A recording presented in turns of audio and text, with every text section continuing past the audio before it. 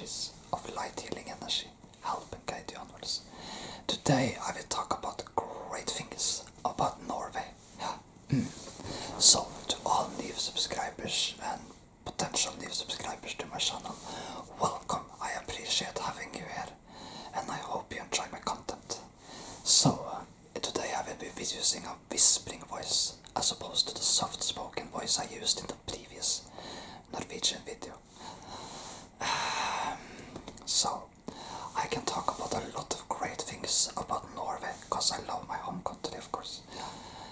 You can see Norwegian flags behind me, and you can see trolls, and that's one of the great things about Norway, the Norwegian trolls. They feature prominently in Norwegian fairy tales, and I just love the Norwegian trolls. You can get these in souvenir shops pretty much all over Norway. So if you ever visit Norway, remember to bring with a troll with you back home. Yeah.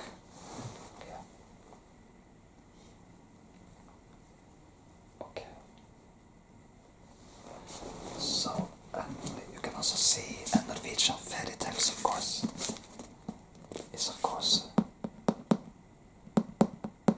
Norwegian fairy tales is of course one of the great things about Norway. Yeah. Because there are so many different types of Norwegian fairy tales assembled by Asbjørnsen and Moe in the 19th century. So I'll just look up like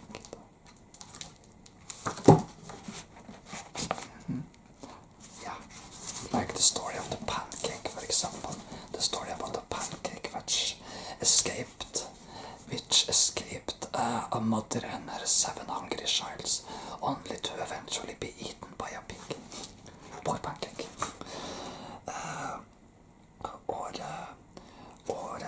Or the butter boy, which essentially was a boy which was a very thick boy, who essentially a hag tried to eat. She wanted to cook him, but she didn't succeed. I'm pretty sure.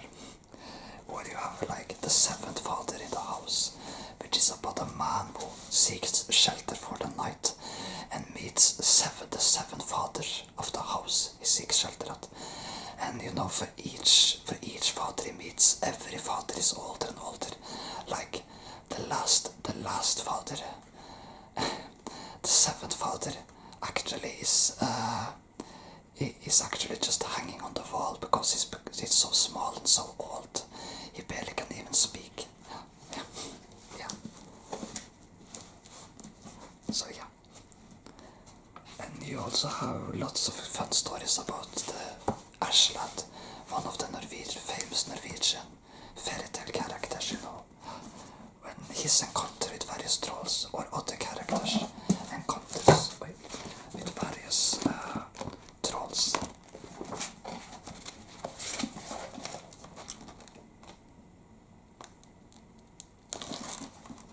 Here you can see one of the scenes from a Norwegian fairy tale. Yeah. You can see this is a goat standing on a bridge, and beneath the bridge lives a troll. Yeah. And as you can see, and this troll so this is the story of the 3 goats, Bruse, who wanted to go to the pastures and eat themselves fat, but they had to cross a bridge and would live with a troll under the bridge.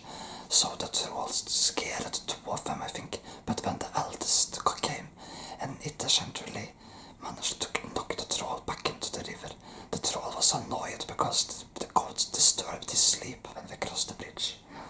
But the goats crossed the bridge successfully and lived happily ever after, eating themselves fat at the fields or the pastures or whatever.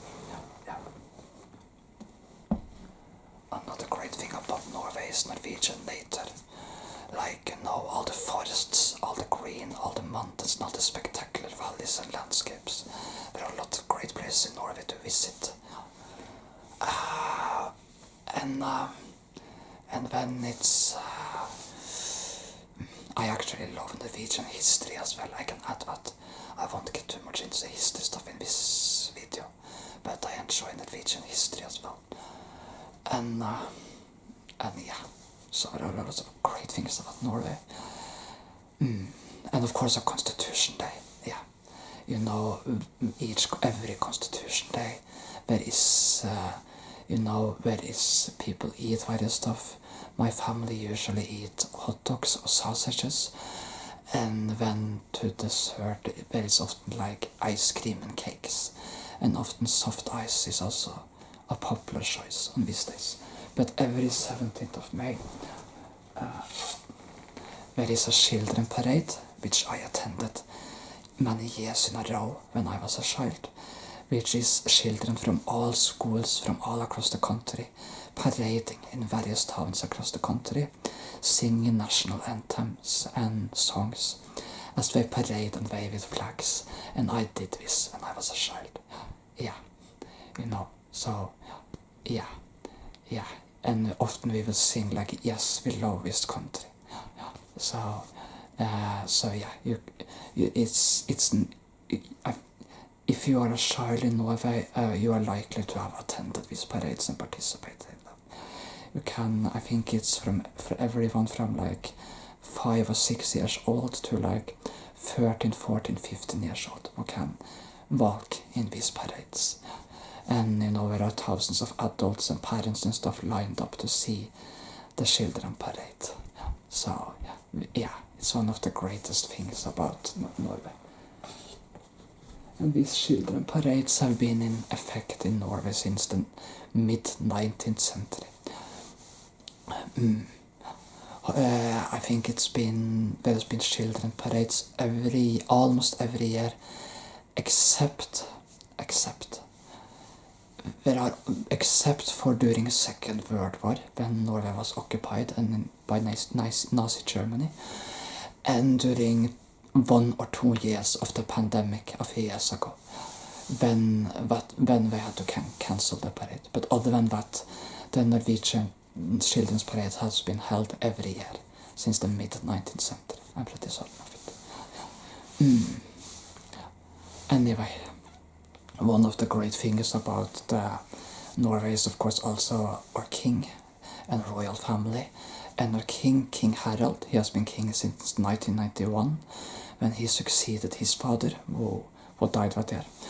And King Harald is a very popular king, and because of him the monarchy is popular in Norway. There is actually one controversial figure, Princess Martha Louise, associated with the royal family, but despite this, the royal family is very popular, especially King Harald. King Harald is like, I think the royal family has like 70 to 80% support in polls or something. So our king is very popular, and each Constitution Day the royal family will be at their balcony at the castle and wave to the children and crowds assembled outside. So yeah, that's also the Norwegian language. Language is very fascinating. We actually have three letters unique for our country. A, Ö, Å, and you know, no, I mean A, Ö, Å. And A is essentially an E with a few added lines. You know, you have the basic E, but then you added like, yeah, you like added this type of line to the E, and it becomes an A. And then you have Ö, which is an O with a line across it. So you first paint an O and then a line across the O, and then you get an Ö. And then you have Å, which is the final letter in the Norwegian alphabet. And the Norwegian alphabet is the same as the English one until the final 3 letters. The final 3 letters in the Norwegian alphabet does not exist in the English alphabet. And this is A, Ö, Å. And the final letter is Å. And this is an A with a small dot circle painted above it. So we've got A, Ö, Å. Yeah.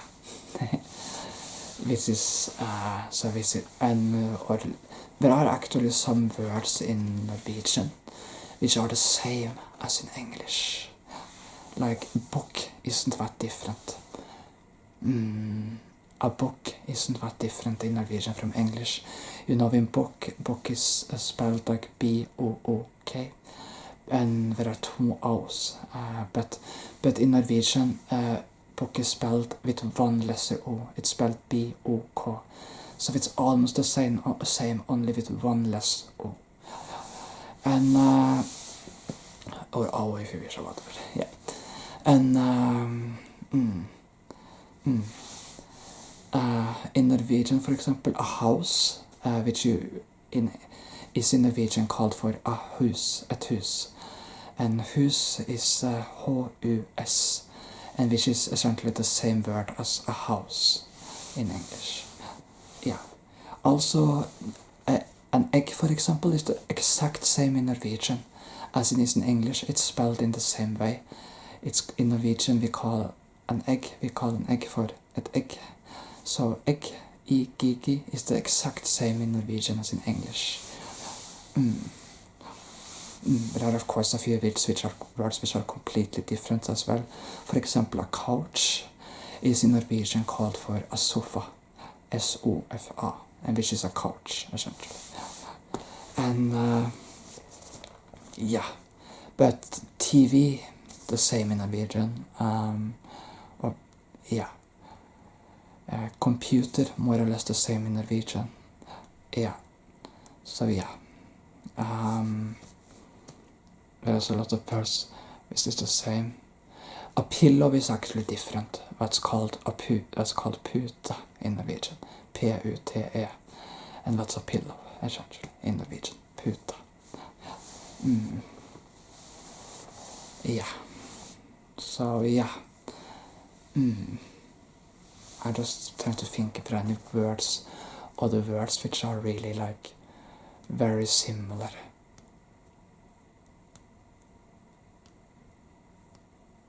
Yeah, not sure if I can think of anything, but there are at least a few words in Norwegian which are the same or almost the same in Norwegian as in English.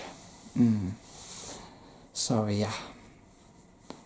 Anyway, so maybe I can think of one final great thing about Norway, because there are so many. Yeah, or Christmases. I mean, summers can be warm and nice, but in the Christmases, Norway can turn into like a magical landscape of snow and forest, and of snow and magic, like, or the valleys and forests become filled with snow, and it's really magical. Of course, in Norwegian, winter can be very long and very dark. There's not a lot of daylight often, especially in the deepest of winter. But Christmas is really nice. You know, at Christmas evening, 24th of December, we have like, most people in Norway have either rib, pinnekjøtt or lutefisk. A few have lutefisk, which is usually common for people in the further north in Norway, and this is essentially a fish food thing. But most people have either pinnekjøtt or rib, and pinnekjøtt is lamb meat essentially. But my family usually has rib, and rib is like this super traditional Norwegian Christmas course